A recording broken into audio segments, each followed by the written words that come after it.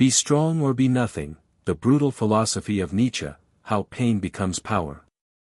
There are moments when you feel the weight of the world pressing inward, not from outside, but from the unresolved within.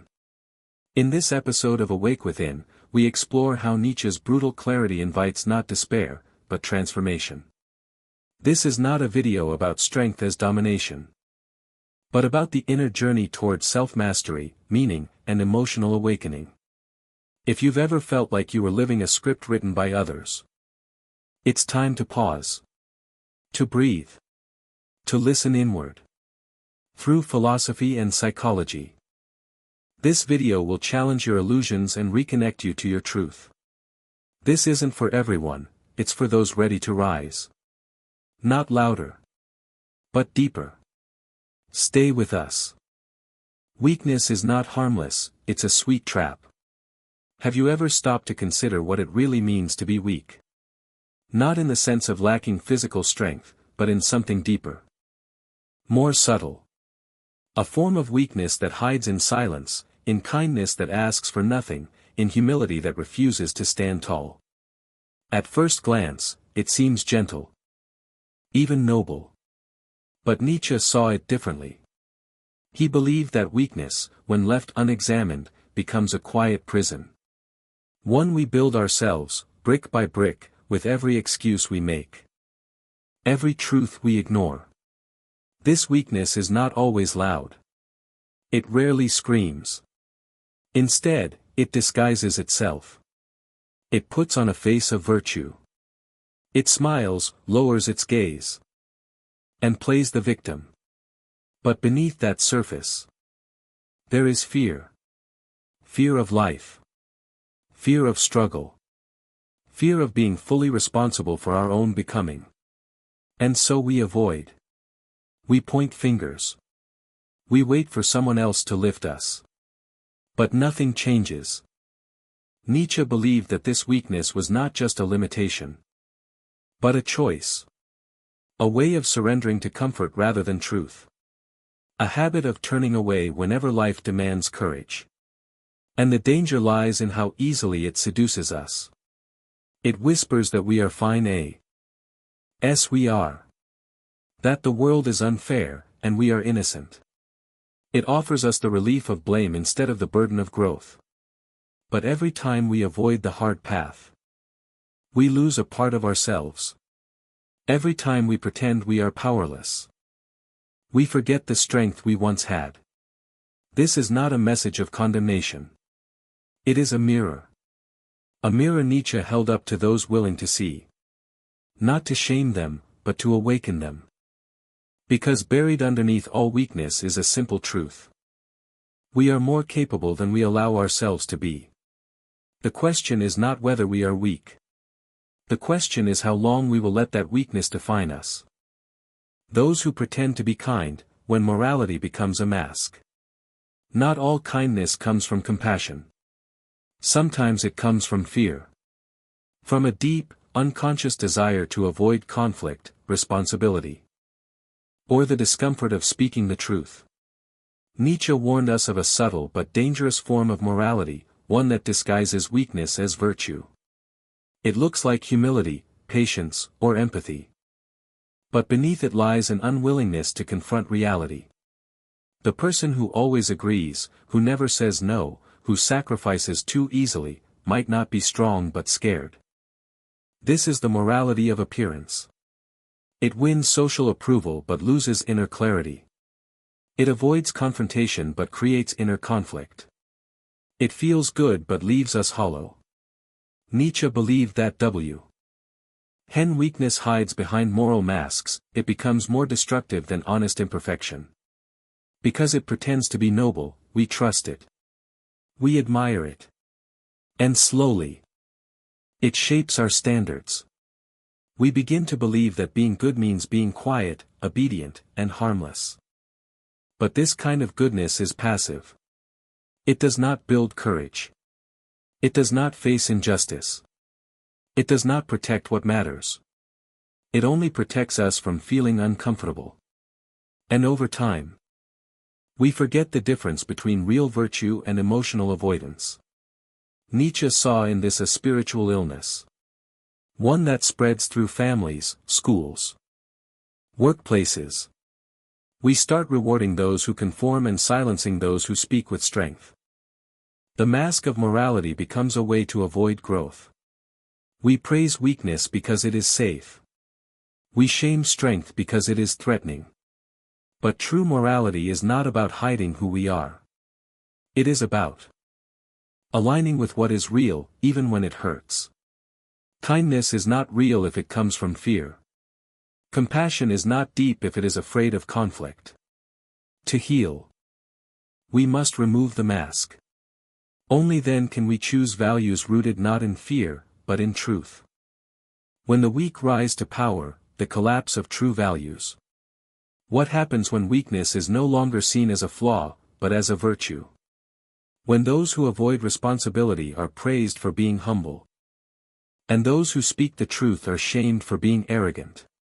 Nietzsche believed this inversion of values was one of the most dangerous shifts in human history. The strong, who once defined progress through courage and effort, were slowly pushed aside by a new moral system. A system built not on excellence, but on avoidance. Not on growth, but on guilt. In this new system, the weak hold power through emotional influence. They do not need to dominate through strength. Instead, they control by shaping what society considers good or bad. They redefine ambition as selfishness, strength as aggression, and confidence as pride. Over time, people begin to fear their own potential. They shrink themselves to be accepted. They lower their standards so no one feels left behind. This is not compassion.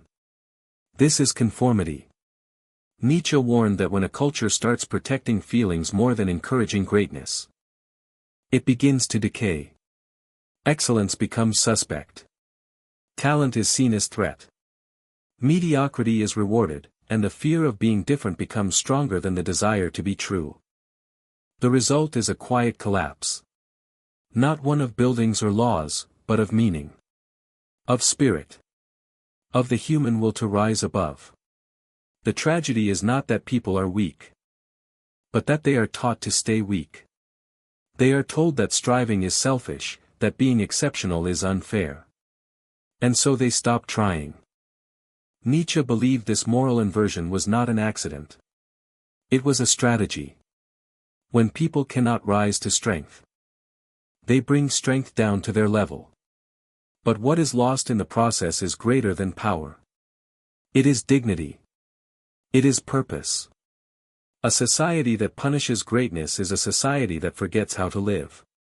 And in that forgetting, it slowly dies. The morality of submission, a silent weapon to suppress excellence. In times of struggle, people create stories to survive. They turn pain into meaning. But not all stories elevate us. Some teach us to stay small. Nietzsche observed that throughout history, the powerless did not only suffer, they redefined virtue to make their suffering sacred. They built moral systems where obedience was praised, ambition was condemned, and submission became a symbol of purity. It was not strength that defined goodness, but how quietly one could endure. Religions, ideologies, and institutions helped shape this view. The message was clear: blessed are the meek, the poor, the obedient. Do not rise. Do not shine. Be humble. Sacrifice. Wait for a better life in another world. In this structure, power itself became suspect. To seek greatness was to invite judgment. To succeed was to be accused. Nietzsche called this the morality of slaves. Not because it was created by victims, but because it kept people tied to weakness by offering them moral comfort instead of personal growth. This morality is subtle. It does not force people to be weak. It convinces them that being weak is noble. It rewards compliance, not character. It replaces courage with guilt, and replaces challenge with silence. Those who question it are called dangerous. Those who resist it are labeled selfish. But beneath this moral order lies fear, fear of standing alone. Fear of failing, fear of the unknown path. Nietzsche did not hate religion. He hated how it was used to justify powerlessness. He believed that any belief system that glorifies suffering without offering transformation is a betrayal of life itself. True morality, for Nietzsche, does not ask you to kneel. It asks you to rise. To confront reality, even when it hurts. The greatest crime, he believed, was not to fall, but to refuse to rise at all. Disguised resentment, when envy turns into law. There is a kind of bitterness that does not scream. It hides. It smiles. It speaks softly. But its roots go deep. Nietzsche called this ressentiment, a hidden resentment that grows when people feel powerless to change their condition. Instead of confronting their limitations, they redirect their frustration outward. They judge. They criticize. They label success as corruption, talent as privilege, and strength as cruelty. It is easier to condemn than to rise. Easier to destroy than to create. Ressentiment is not just personal. It becomes collective. It spreads through communities, cultures, and moral systems. When enough people feel unable to elevate themselves, they begin to rewrite the rules.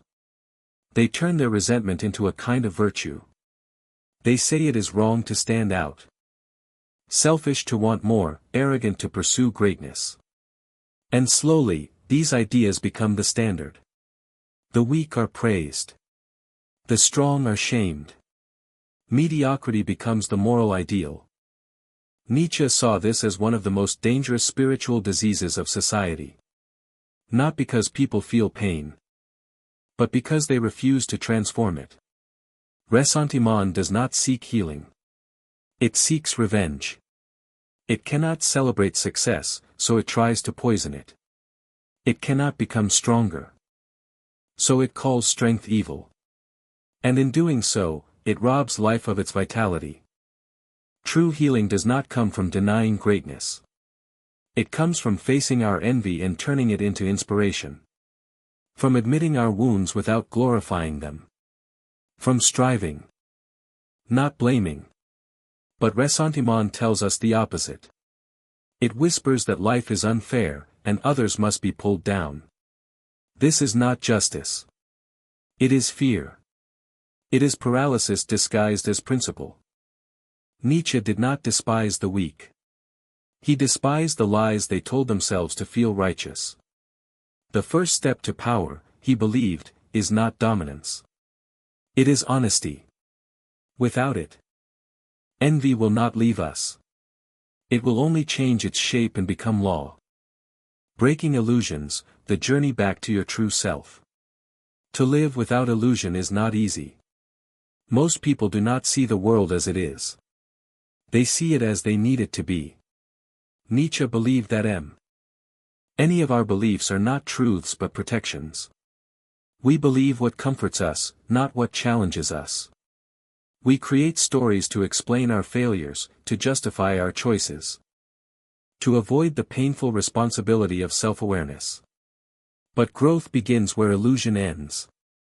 The illusion of innocence is one of the most powerful. We tell ourselves that we are victims of fate, of society, of others. We convince ourselves that we would have succeeded if only the world were fairer. If only others had supported us. But Nietzsche saw these thoughts as traps. Not because they are always false, but because they prevent transformation. As long as we see ourselves as victims, we give away our power. We wait for rescue instead of rising. To become who you are is not a slogan. It is a challenge. It means stripping away every belief that was never truly yours. Every value you inherited without question. Every identity built to please others. Nietzsche believed that most people do not live. They perform. They follow rules they never chose, chase goals they never questioned, and become strangers to themselves. The journey back to your true self is not glamorous. It is painful. It requires you to face your contradictions, to admit your fears, to accept your failures. It demands honesty over comfort. Reality over fantasy. But in that struggle, you begin to see clearly. You begin to remember who you were before the world told you who to be. This is not about becoming someone new. It is about returning. About uncovering what was always there. Your voice. Your will. Your truth. Nietzsche believed that to live authentically is to reclaim your existence. Not through rebellion, but through awakening. Through silence, reflection, and the courage to rebuild your life from within. The inner Übermensch, not the strongest, but the most transformed. Nietzsche did not dream of a man who conquers others. He envisioned one who conquers himself. The Übermensch, or Overman, was not a warrior of muscle or wealth, but a creator of meaning. In a world full of noise, distraction, and conformity, the Übermensch lives with clarity. He does not wait for permission to be himself. He does not seek validation. He creates values where none exist and walks a path only he can walk. This is not arrogance. It is responsibility. The Übermensch takes full ownership of his life. He does not blame others for his pain. He does not ask the world to be different. He transforms his wound DS into wisdom. His failures become fuel. His suffering becomes shape. Nietzsche believed that the greatest power is not domination, but creation. To stand in chaos and still build something true. Many think strength means control. But Nietzsche saw strength as the ability to endure truth. The Übermensch does not escape reality. He embraces it. He does not cling to comfort. He chooses challenge. This strength is not loud. It is silent, steady, and inward. It is the power to stay grounded when the world loses its way. The ability to live by one's own code, even when misunderstood. This path is not for everyone. It is lonely. It is demanding. But it is free. It calls not to those who wish to rise above others, but to those who wish to rise above themselves. The Übermensch is not born. He is built. Shaped by struggle. Forged in fire. He is not the strongest in appearance, but the most transformed in spirit. The fierce truth: choose strength or accept a mediocre life. There comes a moment in every life when silence becomes unbearable.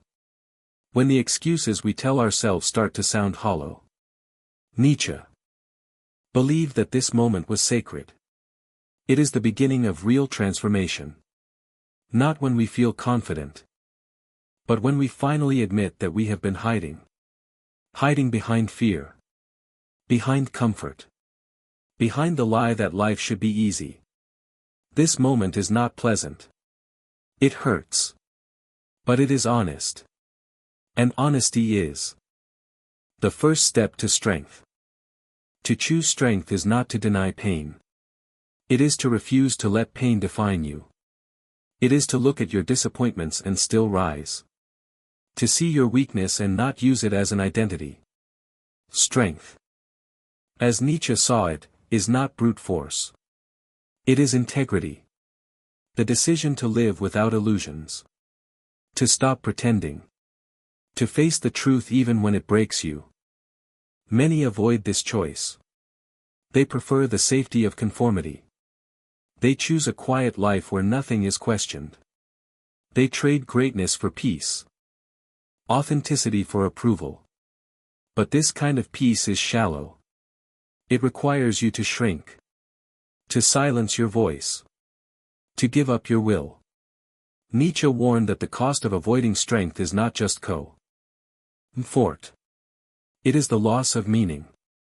A mediocre life is not a life without talent. It is a life without will. Without vision. Without courage. And this, Nietzsche believed, was the true tragedy. Not that people fail, but that they never try. That they fear being judged more than they desire to grow. And so they remain small. The truth is fierce.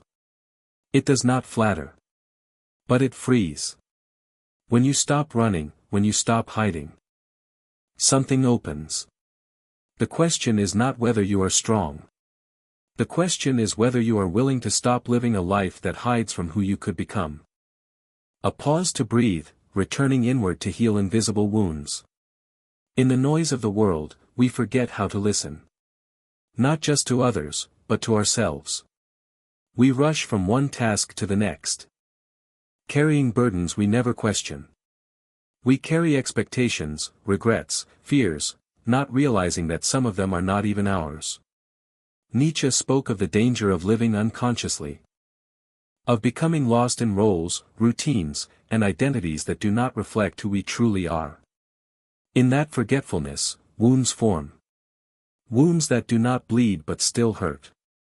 Wounds we cannot name, yet feel every day. To heal, we must slow down. Not with distraction, but with attention. True healing begins when we create space for silence. When we dare to sit with what we usually avoid. The ache, the emptiness, the confusion, they all carry messages. They are not enemies. They are calls to return. Nietzsche believed that suffering, when approached with awareness, could become a teacher. Not something to escape, but something to listen to. Returning inward is not escape. It is encounter. It is the willingness to meet yourself without judgment. To ask, gently, why you feel what you feel. To trace your reactions to their roots. In this space of reflection, strength begins to form. A quiet strength. A strength that does not depend on approval or outcome. Just presence. This is not weakness. It is courage. The courage to stop performing. The courage to feel. The courage to begin again. We are not healed by pretending to be strong. We are healed by being honest about where we are weak, and by choosing to grow from there. The inward journey is not a detour. It is the path. And every breath you take in stillness is a step toward becoming whole again. The power of self-mastery, learning to control emotions and behavior. True strength does not come from dominating others. It comes from mastering yourself. Nietzsche believed that power over the self is the foundation of freedom. When you are no longer ruled by impulses, fears, or the need for approval, you begin to live with intention. This is not about suppression. It is about transformation. About turning emotion into awareness, and awareness into action. Most people react. They are pulled by mood, swayed by opinion, trapped by habits. They do not act, they respond. And in that reaction, they lose direction. Nietzsche saw this as a form of slavery. Not to others, but to the self left unchecked. He challenged us to rise above this state, not by denying feeling, but by understanding it. Every emotion carries energy. But only awareness can guide that energy with purpose. To master yourself is to know your triggers. To recognize when anger disguises pain. When fear hides desire, when silence masks confusion. It means stepping back before reacting, asking what your deeper truth is. And choosing your response. This is the practice of freedom, not doing what you want, but knowing why you want it. Self-mastery is the bridge between instinct and intention. It is not perfection. It is discipline. A daily commitment to observe yourself, without shame or pride. To make space between stimulus and response. In that space, you regain your power. You become the author of your choices, not their prisoner. Nietzsche believed that the highest form of strength is internal. It is not how loudly you speak, but how clearly you listen within. When you no longer need to be controlled by your emotions, you become trustworthy, grounded, free. This is the power that builds a life, not from chaos, but from clarity. Meaning is a choice, each person is a flame waiting to be lit. Life does not come with a fixed purpose. It offers no universal answer to why we are here. Nietzsche believed that meaning is not something we find, but something we create. Waiting for life to give you a reason is to wait forever. The question is not what life gives, but what you give to life. Meaning begins when you stop asking and start becoming. Many people inherit their purpose. They adopt the values of family, culture, religion. Without questioning. They follow the path already drawn, hoping it will lead to fulfillment. But Nietzsche saw this as a quiet tragedy. A life lived by default is a life half-lived. True meaning is not borrowed. It is forged. It comes from choosing your path, facing your fears, and daring to live by your own truth. This is not easy. It requires effort, doubt, and solitude. But it also brings freedom. When you create your meaning, no one can take it from you. It becomes a source of strength, not something to protect, but something to live. Nietzsche believed that each person carries within them the potential to become a creator. Not just of art or ideas, but of values, of vision, of life itself. You are not here to imitate. You are here to ignite. The flame of purpose lives within, waiting for your courage to awaken it. The world may never understand your path. That does not make it wrong. It makes it yours. And that is where meaning lies, not in approval, but in authenticity. You are not a product of your past. You are the possibility of your future. Every choice is a spark. Every act of truth is a flame. And from that fire, you become not who the world expects, but who you were always meant to be. Strength is not given, it is chosen. Healing is not found, it is earned through honesty, courage, and the will to rise.